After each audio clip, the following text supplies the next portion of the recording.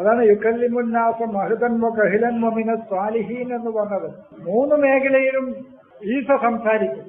മഹദിലാവുമ്പോഴും സംസാരിക്കും, കഹിലിലാവുമ്പോഴും സംസാരിക്കും, സ്വാലിഹീങ്ങളായവൻ സംസാരിക്കും. 3 മേഖലയിലും അള്ളാഹുവിന്റെ കലാമ് സംസാരിക്കാനുള്ള കഴിവ് ഈസക്കേ ഉള്ളൂ. മഹദിലാവുമ്പോൾ വയുക്കല്ലിമുന്നാസഫിൽ മഹദി വ കഹിലൻ വ മിനസ് സ്വാലിഹീൻ. സ്വാലിഹ് എന്ന് പറഞ്ഞാൽ ഉയർന്ന മേഖലയാണ്. സ്വാലിഹ് അത് ഏറ്റവും ഉയർന്ന മേഖലയാണ് സ്വാലിഹായ മേഖല എന്ന് പറഞ്ഞാൽ ഹക്കീക്കത്ത് ഒരു വസ്തുതയുടെ യാഥാർത്ഥ്യം മനസ്സിലാക്കണം. അതായത് ഒരു സംഗതിയെയോ ഒരു വ്യക്തിയെയോ കണ്ടാൽ ലക്ഷണം നോക്കി അതെന്തെന്ന് പറയാൻ മാത്രം ജ്ഞാനത്തിന്റെ ഉയർന്ന തലത്തിലെത്തുമ്പോഴാണ് അവൻ സ്വാലിഹാണ്. അതാണ് സ്വാലിഹ് നബി. നിങ്ങളുടെ മുഖം നോക്കി നിങ്ങളെക്കുറിച്ച് പറയാൻ കഴിയും നിങ്ങളുടെ മനസ്സിന്റെ ഉള്ളിൽ എന്താണെന്ന്. അത്രയും ജ്ഞാനത്തിന്റെ ഉയർന്ന തലത്തിലെത്തുമ്പോഴാണ് സ്വാലിഹ്. അതാണ് യുക്കല്ലിം. മറ്റത് ഹിദായത്തിന്റെ തുടക്കം, സന്മാർഗത്തിന്റെ തുടക്കം. അതാണ് മഹദ്. ഹിദായത്ത് തൊട്ടിലല്ല, മഹദ് നല്ല ഹിദായത്ത്. മാർഗദർശനത്തിന്റെ തൊട്ടിലിൽ കിടന്ന് സംസാരിക്കും അദ്ദേഹം. അതാണ് മഹദ്. മാർഗദർശനത്തിന്റെ തൊട്ടിലിൽ കിടന്ന് സംസാരിക്കും അദ്ദേഹം ലോകത്തോട്. അതാണ് മഹദിൽ കിടന്ന് സംസാരിക്കുന്നു പറഞ്ഞാൽ കുട്ടി തൊട്ടിലിൽ കിടന്ന് സംസാരിക്കാനല്ല. മഹദ് എന്ന് പറഞ്ഞാൽ ഹിദായത്തിന്റെ തൊട്ടിലാണ് അദ്ദേഹം. സംസ്കാരത്തിന്റെ തൊട്ടിൽ എന്നൊക്കെ പറയാറില്ലേ അല്ലെ? സംസ്കാരത്തിന്റെ ഈറ്റില്ല, സംസ്കാരത്തിന്റെ തൊട്ടിൽ എന്നൊക്കെ പറഞ്ഞ താരാട്ട് പാട്ട് കുറയ്ക്കാനല്ല.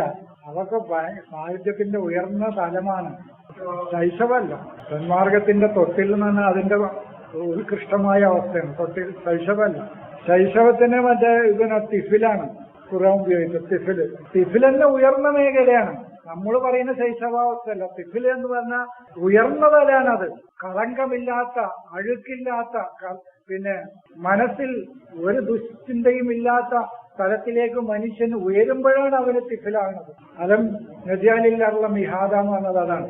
അറിവിന്റെ ഭൂമികയെ നിങ്ങൾക്ക് ഞാൻ അറിവിന്റെ മാർഗദർശനത്തിന്റെ തൊട്ടിലാക്കി നിശ്ചയിച്ചു. അലം നജാലില്ല മിഹാദ. അറിവിന്റെ ഭൂമിക, അള്ളാഹുവിന്റെ അറിവിന്റെ ഭൂമിക നിങ്ങൾക്ക് മാർഗദർശനം നൽകുന്ന അറിവിന്റെ തൊട്ടിലാണ്. പുല്ല് മുതൽ പുഴു മുതൽ പൂമ്പാറ്റ മുതൽ എല്ലാം നിങ്ങളുടെ ഗുരുക്കളാണ്. അവിടെ നമ്മളെ ശിക്ഷാ നടപടികളില്ല, പീഡനമില്ല, വടിയെടുത്ത് തല്ലൂല.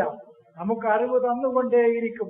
അതിനേക്കാളും വലിയ ഗുരു ലോകത്താരാന്നുള്ളത്? അതാണ് പുല്ല് മുതൽ പുഴു മുതൽ പൂമ്പാറ്റ മുതൽ. ഒരു കവിതയും പറയും ഒക്കെ നിങ്ങളുടെ ഗുരുവാണ്. ഇതിപ്പോ എന്താന്ന് പറഞ്ഞാൽ താടി മുടി ഒക്കെ പിന്നെ നീട്ടി വളർത്തിയൊരു തലീക്കെട്ടും കെട്ടി ഒരു മന്ത്രിക്ക് ഇങ്ങനെ ഉച്ചരിക്കുന്ന ഒരാളാണ് ഇപ്പൊ ഗുരു. ആ ഗുരുവാണെന്ന്. അപ്പൊ നമുക്ക് ഇതിലിപ്പോ എഴുതുന്നതാണ് എനിക്ക് ഗുരുവില്ലാന്ന്. ഗുരു പുഴു മുതൽ പൂമ്പാറ്റ മുതൽ, പുല്ല് പുഴു പൂമ്പാറ്റ മുതൽ എല്ലാം നിന്റെ ഗുരുവാണ്.